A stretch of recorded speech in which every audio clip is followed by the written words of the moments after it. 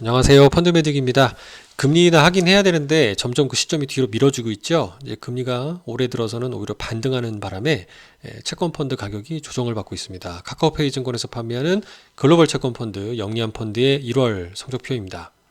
0.21% 하락은 자본 차익, 즉 금리 상승에 따른 채권 가격의 하락의 영향이 컸다라고 말씀을 드리겠고요. 매니저 노트 중에 좀 확대를 해보면 고용지표나 CPI, 물가지표 등이 높게 발표되니까 금리가 떨어질 명분이 없어지고 있습니다. 그래서 또 정책 당국자들도 데이터 디펜던트, 맨날 데이터 보고 말씀한다고 하시면서 매파적 발언으로 갑자기 꼬리를 마는 그런 행태가 나타나니까 시장 전반이 약세, 그러니까 채권 입장에서는 약세, 가격 하락이란 얘기고요. 자본 차익이 펀드 성과에 부정적으로 작용했다. 굉장히 말을 어렵게 썼지만 결국 금리 상승, 반등으로 인해 채권값이 떨어져서 손실봤다, 자본 손실이다라는 표현입니다.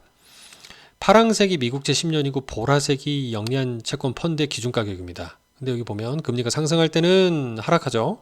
근데 지난 11월 이후로 이제 완화적으로 금리가 많이 떨어졌고요. 가격이 급등을 했습니다. 근데 이게 올해 들어서 2024년도 초에 들어서는 금리가 다시 슬금슬금 반등을 하죠.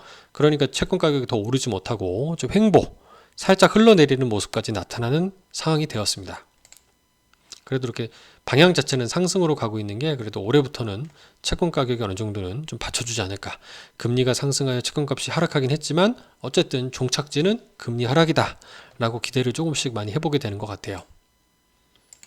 상승하는 모습, 그리고 1월달 소폭 하락했지만 지난 11월, 12월 강하게 상승했던 모습들, 그리고 이 채권에 있어서 좀 부정적이거나 두려운 부분은 부도 위험일 수 있습니다. 근데 이거는 선진국보다는 신흥국에서 많이 나타나겠죠. 선진국에서는 등급이 낮은 뭐 하이힐드 채권 얘기인데 여기는 하이힐드가 따로 들어가는 모습이 안 보이고, 신흥국 이 정부채 회사채면 그나마 그 중에서도 신흥국 하이힐드가 더 위험하겠죠.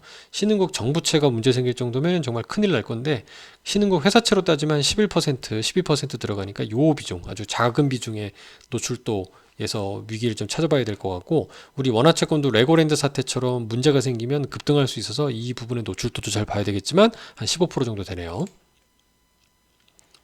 비중이 많지는 않습니다. 대부분 미국과 한국 정부 채권, 그 다음에 신흥국 채권 중에 글로벌 X 이머징 마켓, 그러니까 미래에셋의 미국 ETF 브랜드죠. 글로벌 X 인수한 브랜드입니다. 여기 이머징 마켓 신흥국 채권 ETF 일부 투자하는 부분이 보입니다.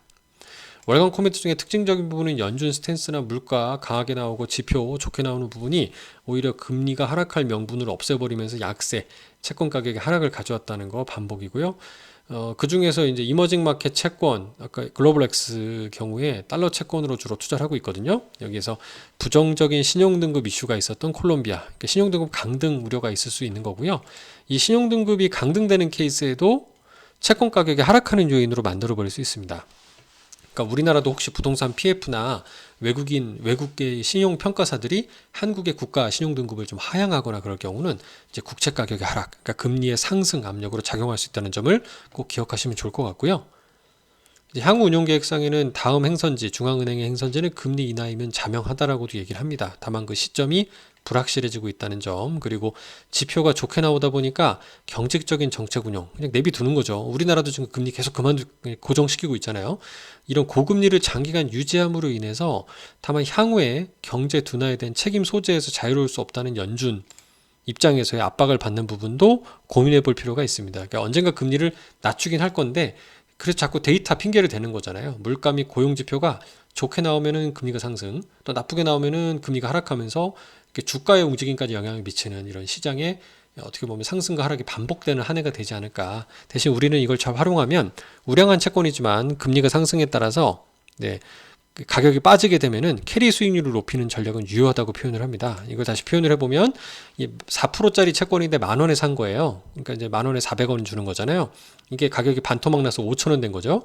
그럼 400원은 그대로 주는데 10,000원이 아니라 5,000원이면은 이번에 8%짜리가 되는 거죠. 이런 식으로 이자 수익을 높이는 전략, 이걸 바로 캐리 수익률 높이는 전략인데, 이 부분은 제가 앞서 우리나라의 뭐 PF 사태가 확대되거나 어떤 사고 치는 채권으로 인해서 멀쩡한 우량한 회사채들이 문제가 생겼을 때 저렴하게 살 수 있는 어떤 전략으로 소개해드린 적도 있는데, 올해는 이 전략에 좀 관심 가지고 업데이트 드릴 수 있도록 하겠습니다. 감사합니다.